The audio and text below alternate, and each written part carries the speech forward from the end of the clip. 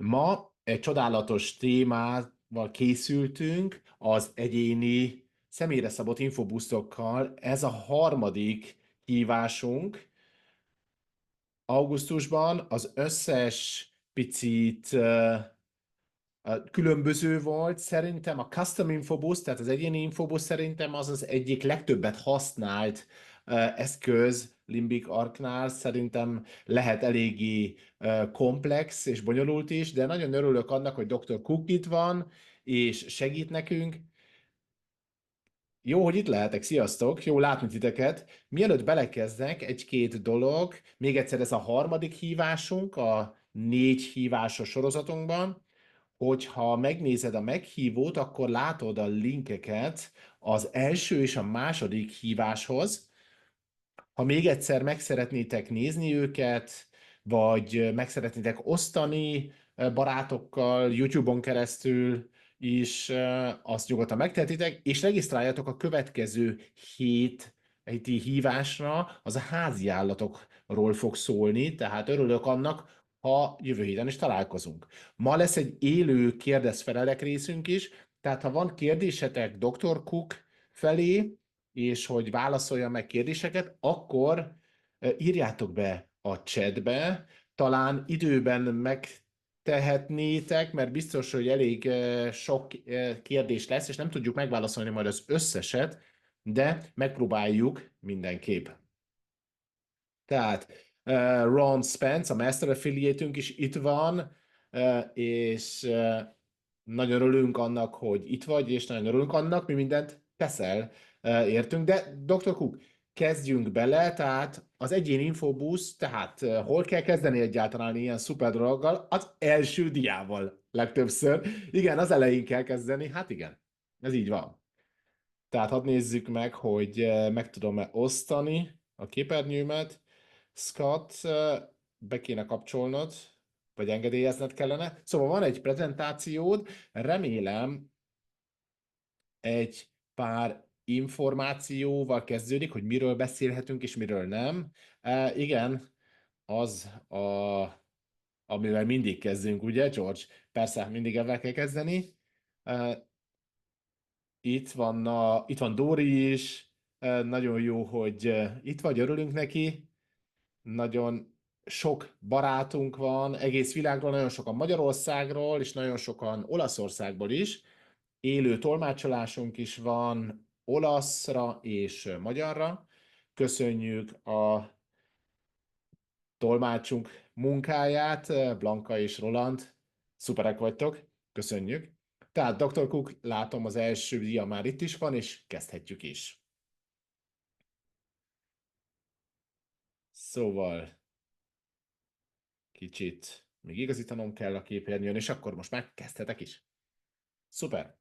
Tehát ahogy George is már mondta, tehát a felelősségnyilatkozattal kezdünk, tehát a Limbic Arc szoftver nem diagnosztizál, nem kezel, nem gyógyít, és nem előz meg semmilyen betegséget, kórt, sérülést, vagy egyéb egészségügyi állapotot. A célja az életminőség javítása. És, mint tudjuk, az élet minőségeihez 5 különböző dolog, vagy 5 terület tartozik, amit itt lehet látni, és ma arról fogunk beszélni, hogy az egyéni Infoboost hogyan segít minket ennek az életminőség elérésében. Tehát ez az eleje, és amit itt most látok a képernyők, ez az én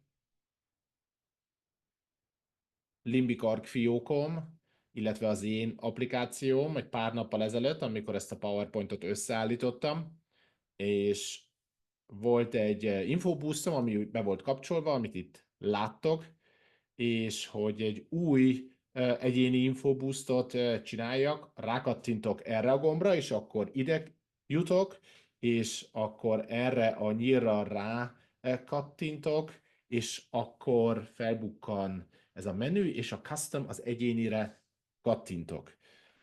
És akkor tudok egy új egyéni infoboostot készíteni, rákattintok arra, és akkor be kell írnom egy nevet és egy leírást, ha szeretnék. Amit én csináltam, az én egy olyan infoboostot raktam össze, ami segít az limbikarkot másnak megmutatni nekem, és akkor hozzáírhatom a leírásként, hogy stresszmentesebb legyen az életem, és akkor a folytatásra kattintok, és itt kell beszélni, tehát erre a képernyőre juttok, és itt kell beszélni. Ha egy egyéni infoboostot csináltok, akkor egy Sparkot kell készítenetek, ugye úgy hívjuk, és az oka ennek az, mert egy algoritmusunk van, mely priorizálja a könyvtárat, de annak érdekében, hogy ez megtörténjen, hogy ez személyes legyen és egyéni legyen, egyedülálló legyen, kell biometrikus adat tőletek, annak érdekében, hogy ezt összehozzuk az algoritmussal, és ezért egyedülálló és specifikus. De annak érdekében, hogy ezt meg tudjuk tenni, ahhoz információt kell gyűjtenünk a te hangod energián keresztül, és a hangot azért használjuk, mint első input, mert a hangod rengeteg energiát, illetve információt hordoz, amit a szavakat, melyeket kimondasz, annak igazából azok nem annyira fontosak, és ezért annyira fontos, hogy egy Sparkot készítsük. Bal oldalon nem olvasod fel azt, amit szeretném mondani, hanem fókuszálnod kell a témára. Tehát az infobuszot, amit én szeretnék csinálni, akkor az olyan lenne, mint hogy limbikarkat beszeretnénk mutatni másoknak, és egy olyan infobusztot szeretnék készíteni, ami ebben engem segít. És csak 10 másodpercet kell beszélni, tehát nem kell sokat mondani, de ez egy példa lehetne erre, hogy hogyan lehet fókuszáltan és pontosan megfogalmazni azt, amit szeretnénk. A következő példa az, hogy hogyan ne csináljuk. Hatékony szeretnék lenni limbikarknak. Elkezdtem a limbikarkot használni, amikor Zürichben voltam, egy pár évvel ezelőtt, és egy barát mutatta be nekem, tehát ez már elmegy a témáról, tehát limbikarkról beszélsz, de nem a specifikus eredményekről beszél, amiben szeretnéd, hogy az infoboost segítsen. Szóval tartsad a témát. Tehát a következő, hogy milyen szavakat használsz, az majdnem minden mindegy, mindenféle nyelven beszélhetsz, mert nem szavak kellenek itt nekünk, hanem a hang energiája. Ezután pedig rákattintunk erre a gombra, és ahogy ezt megtettük, akkor látjátok, hogy amikor lementettem, akkor már 8 másodpercet, tehát egy visszaszámlálás indul be, és hogyha befejezted a felvételt, akkor Limbikarg azt mondja, hogy kész vagy. Ha nem szereted azt, amit nem tetszik azt, amit mondtál, akkor lehet újraindítani a felvételt, de ha megfelel, köszönöm. Szóval, hogyha a hangodat felvetted, akkor a Limbikark ezt elemezni fogja, és ezt a célt készíti, ugye mi ezt virágnak nevezzük. Néha megkérdezik tőlünk, hogy van valami fontos, hogy milyen formája van a virágnak. A válasz erre az, hogy a virág az dinamikusan alakul ki a hangod energiájából, de nem adunk elég információt neked, hogy legyen így különösebb értelme, hanem inkább csak, hogy jól nézzen ki. Tehát szép dolog, amit láthatunk, de igazából annak az értelme, hogy megkapjuk a következő biometrikus adatot, az pedig a kinetikus válaszod. És ezt pedig úgy lehet megcsinálni, hogy hozzáért, megérinted ezt, és akkor tovább mozog egy másik pozícióra, és akkor megint hozzáérinted, megint megérinted, és ezt 5-ször meg kell tenned. Az időzítés, azt mérjük, tehát hogy hogyan érinted meg, és ez a biometrikus adat, ami nekünk kell, és akkor ezt összekötjük, ezeket az információkat, és úgy a scan algoritmushoz fűzzük hozzá, amikor szkenneljük a könyvtárat, és akkor prioritást adunk azoknak a dolognak, melyeknek kell ugye a könyvtárba, és ehhez kell ez az adat. És akkor utána tovább megyünk erre a képernyőre, és akkor látjátok, hogy itt van a neve, amit kiválasztottam az Infoboostomnak, és akkor itt egyből aktiválhatom, ha akarok, de kíváncsi vagyok, és meg akarom nézni, hogy milyen sorrendet adott nekem. Rákattintok, és akkor itt lehet látni, hogy a top 10 összetevő ki van választva automatikusan, és az fel lett töltve az én Infoboostomba. Lehet, hogy te máshogy szoktad csinálni, de én elmondom nektek, hogy én hogy szoktam általában csinálni. Én megnézem a top 10-et, és egyébként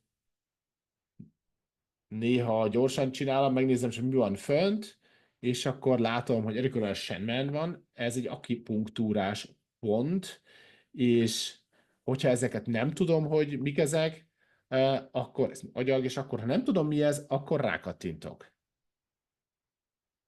A legalsód, hadd menjek vissza egy diával, a tizedik, az 93%-at kapott, és egészen 90%-ig általában leszoktam menni, tehát lejjebb görgetem, és itt van a 93%-os összetevő, ki van választni, és akkor kiválasztom az összeset egészen 90%-ig.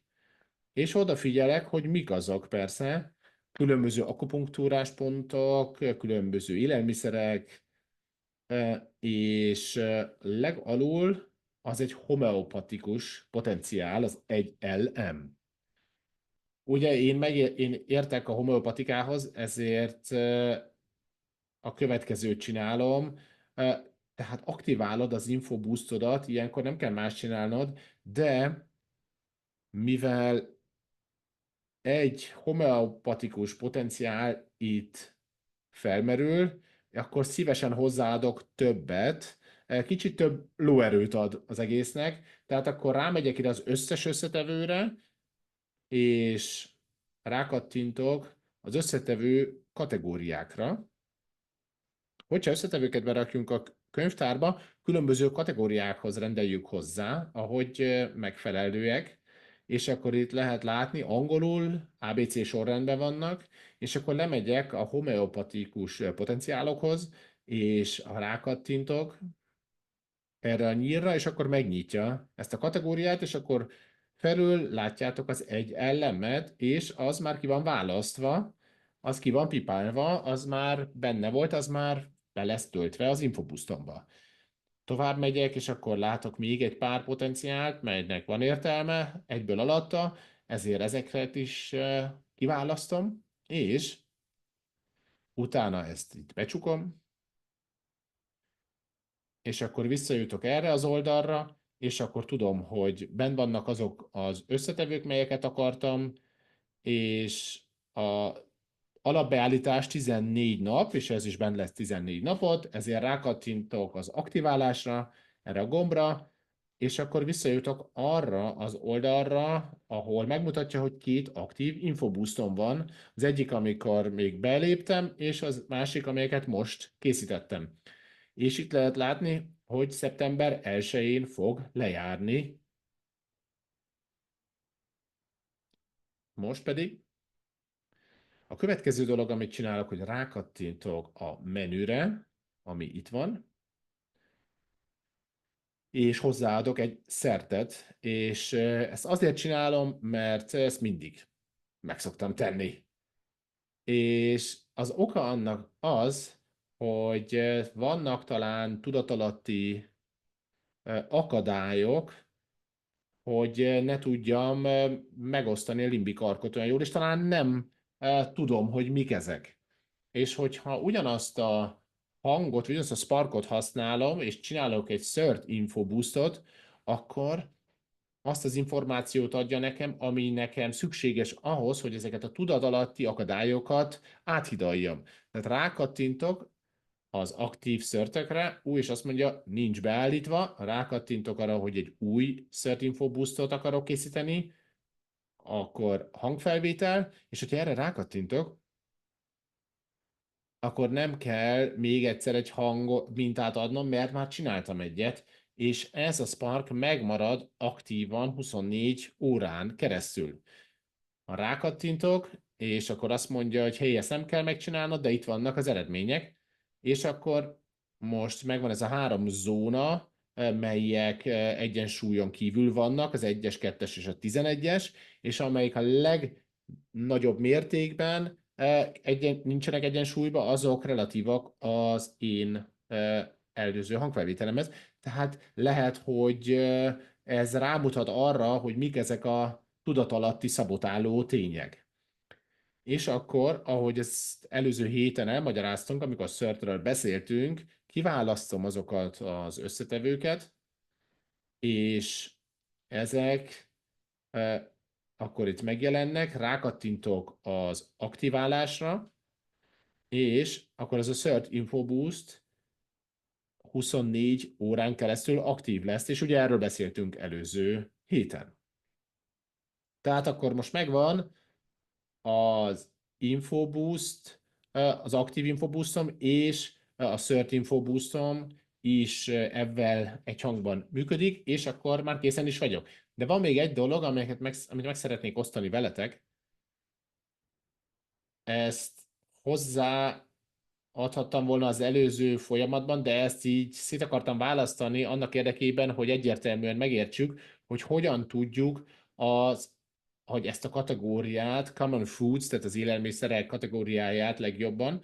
Rámegyek itt az aktív infoboostokra a menüben, és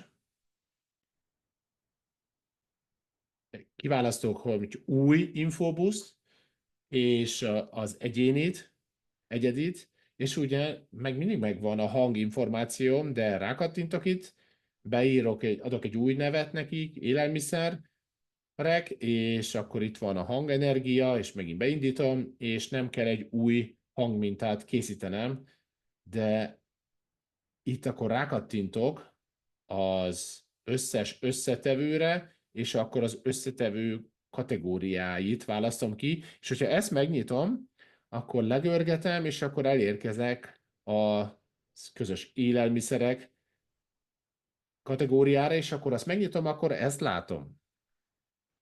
Legfelül megtalálható az, amelyre a legnagyobb prioritás van, és lejjebb meg a legalacsonyabb prioritással rendelkező élelmiszerek. És tudjátok, hogy tehát itt például a vathús, a bizon és az árpa már bent van, és már aktívak az infobuszon, mert ki vannak választva. Mert már az előzőbe ki voltak választva, és ez is benne van. A legfontosabbak, a legmagasabbak, tehát 90% és felettiek, ezekre talán jobban odafigyelünk, de csak akkor, hogyha szeretnénk, akkor.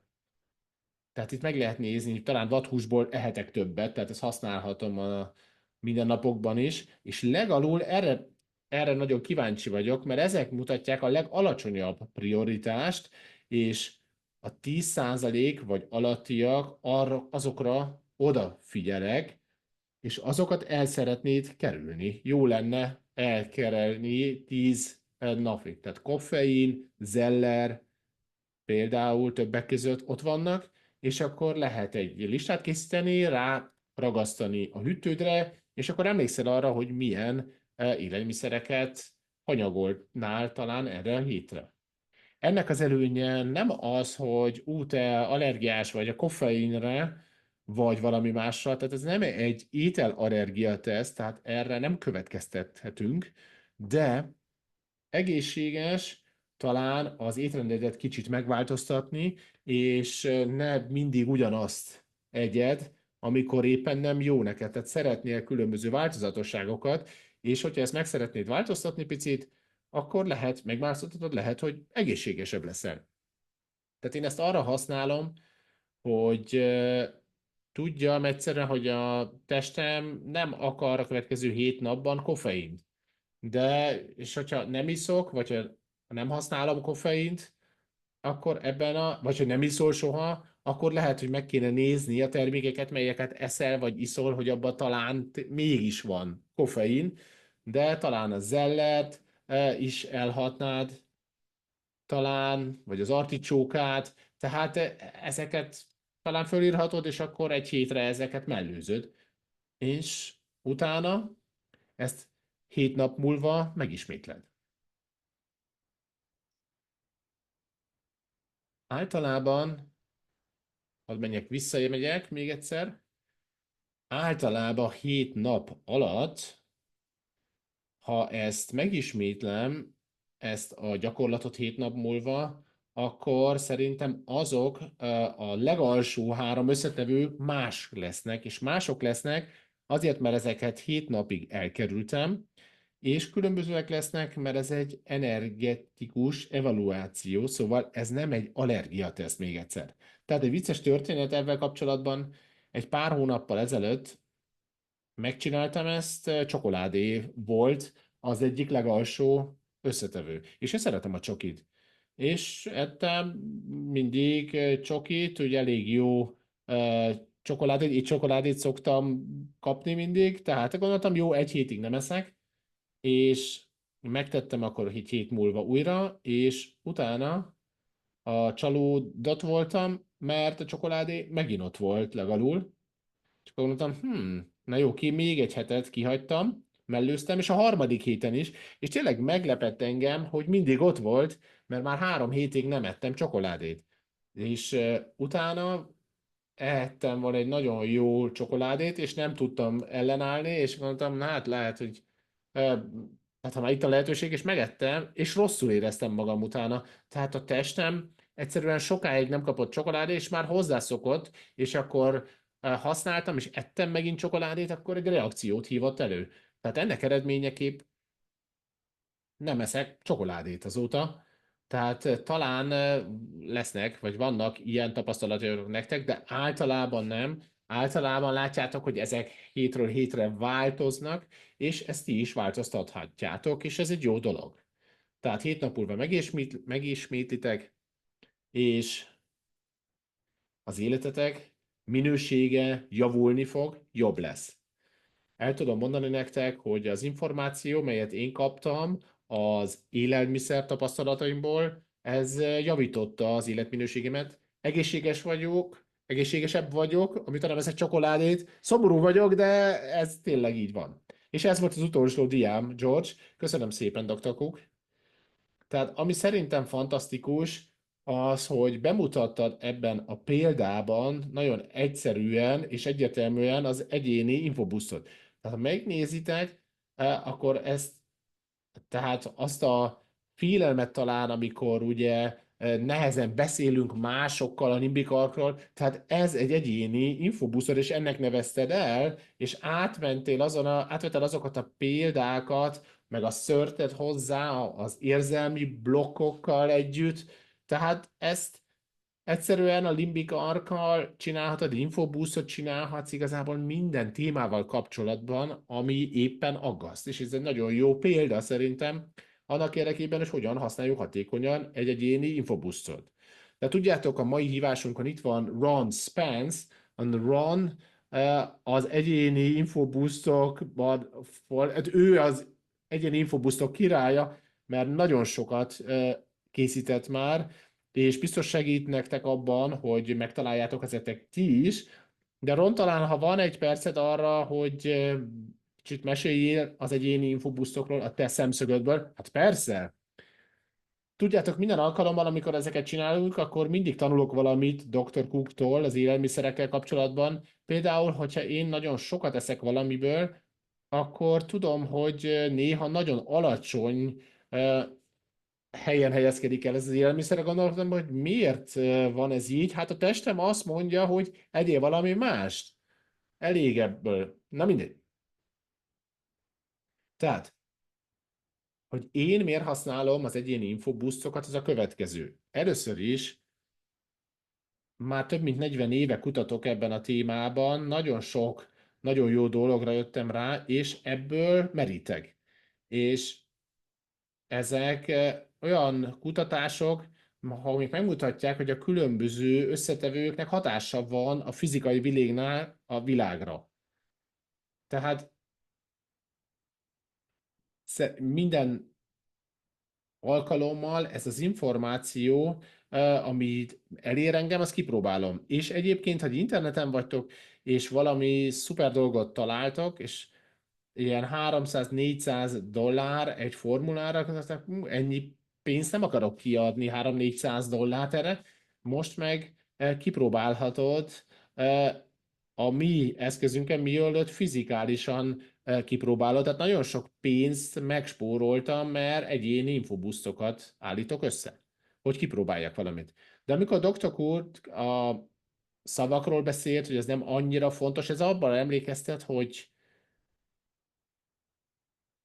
az érzelmek hatására emlékeztet, hogy nem tudom hallani a szavaidat, mert annyira hangos a cselekedeted. Ez egy nagyon jó példa erre, hogyha egy infobusztot csinálsz, egy jólétre például,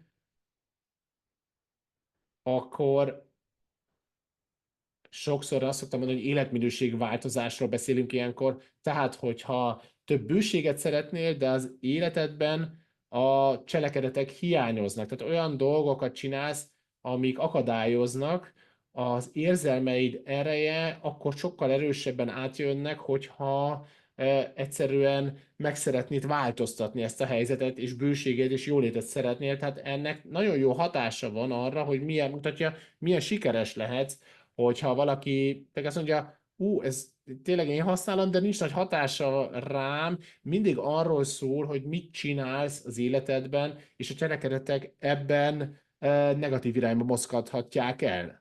Tehát több mint 140 egyéni infobusztot csináltam a könyvtárban, és rájöttem, hogy minden héten igazából benézek erre a könyvtárba, és megpróbálom javítani. Miért? Azért, mert mindig új kutatásokat olvasok, hallok, új összetevőkkel, melyekkel a meglevő formulákat, receptúrákat javíthatom.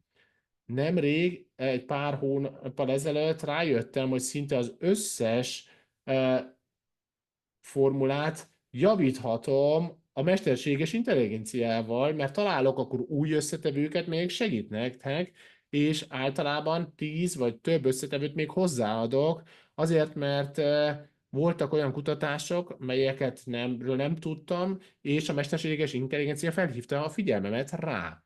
Tehát mindig vannak eszközök számunkra, és egy másik dolog, tehát a Dr. Cook ugye Certet használja, szerintem egy fantasztikus módja, hogy ő használja. Tehát, hogyha nem használjátok a Certet, akkor ez lehet az, ami kell annak érdekében, hogy minden működjön.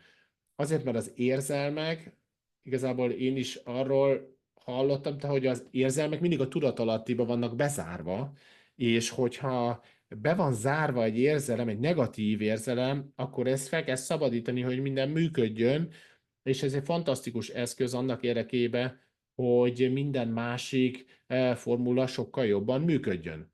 A következő dolog, mert ugye ezt hallottam, hogy egy kérdés volt, ha például, hogy lehet-e túl sokszor szörtöt csinálni? Az én véleményem az, hogy igen, egyszer megcsináltam én is, hogy minden nap, és a harmadik, negyedik nap után ez nem volt jó, tehát az túl sok volt nekem. De még azt is meg szeretném osztani veletek, hogy mi a különbség, hogy egész formulát használni, és ellentétben a Spark Scan verziót. Tehát volt egy beszélgetésem egy orvossal, aki a technológiát nagyon ritkán használja, és ő megosztotta velem azt, hogy ő szerezti az egész formulát, az egyéni formulát, mint ezeket a CERT verziókat. Tehát mindenki meg kell vizsgálni, hogy mi tesz jót, de ugye az én formáinkban 40-50 vagy néha több összetevővel rendelkeznek. Én szívesen csinálok egy szört verziót a 70% fölött. Ez nálam nekem működik, de neked is rá kell jönnöd, hogy mi működik neked a legjobban. Tehát a technológia az fantasztikus minden esetre, használhatjátok az egyéni verziót, hogy minden olyan infobuszot készítsetek, amit akartok, és hallottam, hogy ez a folyamat egyszerűbb lesz a jövőben, hogy több formula egyszerre is működjön, de csak hogy tudjátok, szerintem ti is látjátok, hogy az egyéni infobusztok oldalán, tehát nekem vannak kapcsolataim, akik például a házi állatformulákat szeretnék használni, vagy szétválasztani, tehát itt szerintem rengeteg lehetőség vár még ránk. Ezen kívül van egy sport csapatom, aki egyéni formulát szeretne használni, de nem szeretnének összetevőket így hozzárakni. Tehát, hogyha az egész formulákat használhatjuk, szerintem a piacunk nagyon bővülni fog a sport területén, mert ők egész formulákat akarnak, ők nem akarnak többet egyszerre. Ron, most bajba jövünk, mert ezeket még nem mutattuk be, nem indítottuk be. Tényleg? Azt hittem, hogy ez holnap lesz, nem? Hamarosan jön, de remélem nem lesz kerülünk bajba. Tehát, vagy talán idén. Talán Ron, beszélhetnél arról, hogy nagyon sok munkát fektetél abba az infobuszokba, amiket te csináltál, és ugye nagyon sokat készítettél. Ha talán elmesélnéd, hogy hol lehet ezeket megtalálni, és hogy lássák, hogy mi mindent csináltál, talán ezt a chatbe is berakhatnánk, és akkor hozzáférhetnének ahhoz, amit te csináltál, és talán használhatják a te infobusztjaidat, vagy használhatják annak, hogy saját egyéni infobusztokjaikat is el tudják készíteni. Igen, egy fantasztikus eszköz, tehát sokan talán használjátok, olvassátok a hírlevelemet, és vasárnap küldtem egyet, és a tetején, az elején van egy link, ami elvisz egy könyvtárhoz, ahol benn van az összes lista, és ugye minden héten frissítem, tehát hogyha egy formulát láttál és használod a back office-ban, akkor nézd meg többször a könyvtárat, mert ezeket mindig frissítem, főleg most a mesterséges intelligenciával. Tehát például előző héten felvette velem valaki a kapcsolatot, és azt mondta nekem, hogy segítene valakin, akinek csontritkulása van, és van egy olyan formulám, mely ezt támogatja, mondjuk így. És ezt javítottam szignifikáns módon, tehát ezt nézd meg a hírlevelembe. Tehát Ron, köszönöm szépen, hogy itt vagy, és a következőt fogjuk tenni, hogyha a chatbe talán be tudod rakni a linket, hogy valaki a hírleveledre feliratkozhat, az is nagyon jó lenne, de köszönöm szépen, hogy itt vagy, tehát nehéz egy ilyen komplex témát, mint egyéni infobusztot leegyszerűsítve elmondani, és ezért megpróbáljuk ezt azért mégis. Tehát mondtam, megígértem az elején, hogy kérdésekre fogunk válaszolni. Dr. Cook, Ron, talán ide is itt vagy még, és talán meg tudunk válaszolni egy-két kérdést. Dr. Cook, készen állsz?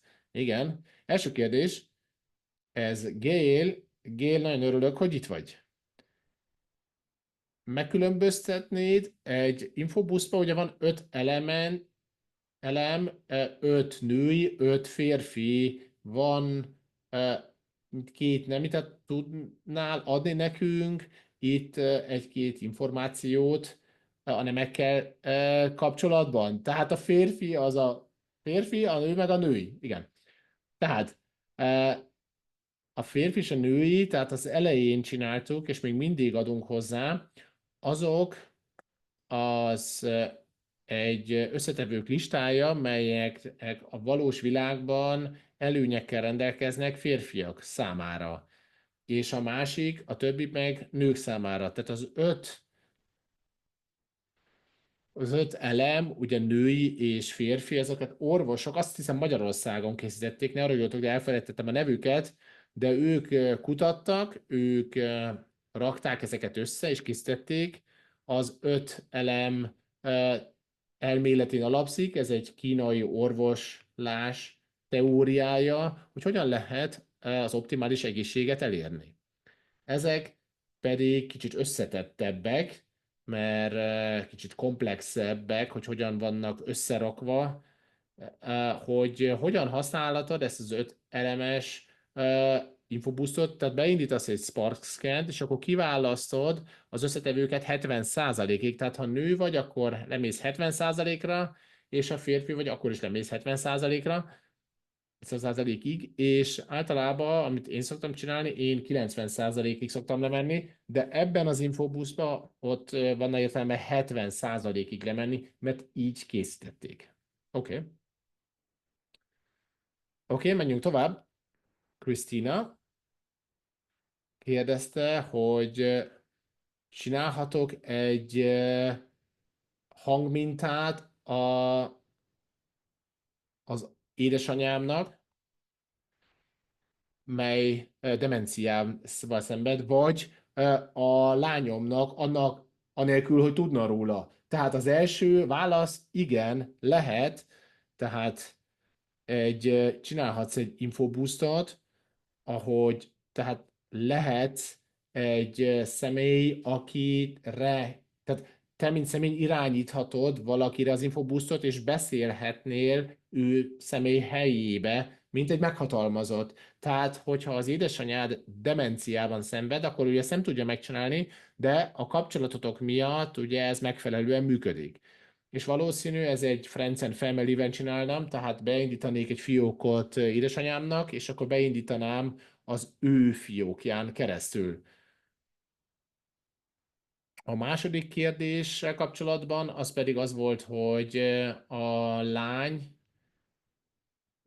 lánynak, hogy segítsek neki, anélkül, hogy tudná, ez pedig úgy így csinálnám. Tehát nem csinálnám annak érdekében, vagy avval a szándéka, hogy megváltoztassam a lányomat, hanem, hogy megváltoztassam magamat a lányommal való kapcsolatban. Tehát mondjuk a lányom talán rossz döntéseket hoz, tegyük fel, és talán olyan barátokkal tölti az életét, amit nem pozitív számára, és ez nekem, és aggódok, és nem hallgat rám. Akkor csinálnék egy infoboostot, és következő módon csinálnám a hangmintát. Tehát azt mondanám, hogy nagyon aggódok a lányom iránt, olyan dolgokat csinál, tudom, hogy nem lesz jó neki, egy szomorú élethez fog vezetni, és azt szeretném, hogy olyan pozícióban legyek, hogy pozitív irányba tudjak hatással lenni rá. És akkor megvan a 10 másodpercem, és akkor bekapcsolom az infobuszot, és az infobusznak a hatása pedig az lesz, hogy az én terembe egy változást alakítson ki, és akkor a lányommal való kapcsolat megváltozna, és természetes módon a lányom előnyt élvezne ennek következményében. És az eredmény következő lehet, ha egy közvetlen előny lenne, akkor a lányom hazajönne, és azt mondja, hát figyelj, nem szeretem ezeket a barátokat, szerintem nem lógok már velük, és tehát ez egy csoda lenne persze, és egy közvetett előny pedig az lenne, hogy én talán kevésbé leszek feszült, vagy nem fogok annyit prédikálni vele, hanem jobban elfogadom, teljesen mindegy, milyen döntéseket hoz. És ez a változás az én mezőmben pedig megnyitná a mi kapcsolatunkat, ő biztonságosabbnak érezné magát, és nem érezné úgy, hogy folyton ott vagyok, és folyton szídom, mert rossz döntéseket hoz. Tehát a változás megtörténne annak eredményeképp, hogy én változtam. Ezt nagyon szeretem, hogy hogyan változik, úgy változik, hogy te magadat változtatod, mert ugye a kapcsolat egyik része a te dolgod. És akkor a következő, hogy Marian kérdése, hogyha csinálnék egy infoboostot egy rokonnak, van egy hangmintán, amit nekem elküldött, de én kattintok a virágra. Ez rendben van? Igen, szerintem igen. És tehát nem úgy van, hogy a limbikark mint egy gyógyszer működne, tehát csak információt használsz, tehát az olyan, mintha neked adnék egy könyvet, itt van egy könyv, fantasztikus információk vannak benne, ez hasonlít egy infoboosthoz. Persze több, mert ugye a tudatalattiba is behatol, úgymond, de hogyha egy kísérletet próbálok ki, akkor nincs kontraindikáció, tehát nem lesz negatív hatással a rokonomra. Ha nem működik, akkor kipróbálok egy másikat. Tehát ez a nagyon jó dolog a Rimbic Arcban, tehát lehet kísérletezni, anélkül, hogy valakit károsítanál. A következő kérdés, hogy miért nincsenek az összetevőkben ezek olyan összetevők, mint az ivermectin, vagy bentazol, és így tovább. Tehát az oka ennek az, mert mi nem egy orvosi eszköz vagyunk, és ugye ezeket a gyógyszereket úgymond beraknánk, akkor ez arra mutatna, hogy szerintünk ez helyettesíteni ezeket a gyógyszereket, és ez nem így működik. Tehát nem rakjuk őket be annak érdekében, hogy nehogy félreértsük, és nehogy azt higgyük, hogy egy orvosi eszköz vagyunk. A másik oka pedig az, hogy nem adunk be semmi védett terméket. Tehát ha te egy fantasztikus C-vitamin terméket csinálnál, akkor azt nem raknánk be az összetevők közé, mert ez a te receptúrád, tehát nem akarjunk megszegni különböző jogszabályokat sem, és ezért nem fogtok ilyen termékeket az összetevők között látni. De ugye gyógyszerek, melyek szükségesek, ugye ez nem de egyébként is büntetendő lenne, tehát az FDA-re nagyon odafigyel, tehát ki kell vennünk ott mindent az összetevők közül, amit itt megszegjük. Tehát egy elég erős ügyvéd azt mondta, tehát voltak összetevőik, azt mondták, hogy el fogjuk veszíteni ezt az ügyet, ezért nem is harcoltunk annyit. Ron, tudom, hogy te nagyon sok összetevőt használsz, vagy valaki hozzád jön, tehát ezeket nevek, hogy gyógyszerek, illetve ezek összetevők kombinációja. Sokan ugye növényi összetevőkkel rendelkeznek, nem mondja senki azt, hogy nem csinálhatsz egy saját verziót a mi fantasztikus összetevőinkkel és könyvtárunkkal. Arról nem tudom én valószínűleg úgy mondani, hogy te mondanád, de te ugye ezt folyton csinálod. Igen, és hogyha én valami újat találok, mely a kutatásban olvastam, vagy van egy termék, amit ki akarok próbálni, sosem az pontosan ugyanazt a receptúrát használom, hanem mindig megnézem azt, és egy 10%-at általában változtatok rajta. Mindig hozzáadok összetevőket más kutatásokból, hogy egyedülálló legyen. Volt még valami, amit itt meg akarnék osztani veletek.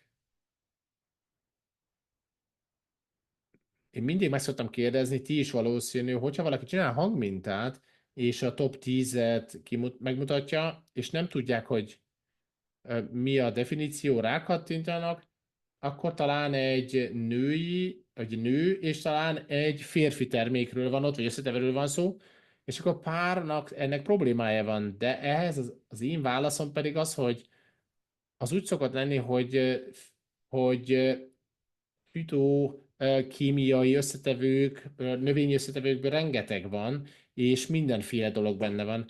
Még hogyha a leírás ott megvan, hogy erre vagy arra van, vagy erre szokták használni, van még egy pár száz oka annak, hogy miért van az összetevő ott. De ez azt mondja neked, hogy neked erre szüksége van, még lehet, hogy nincs is megfelelően leírva.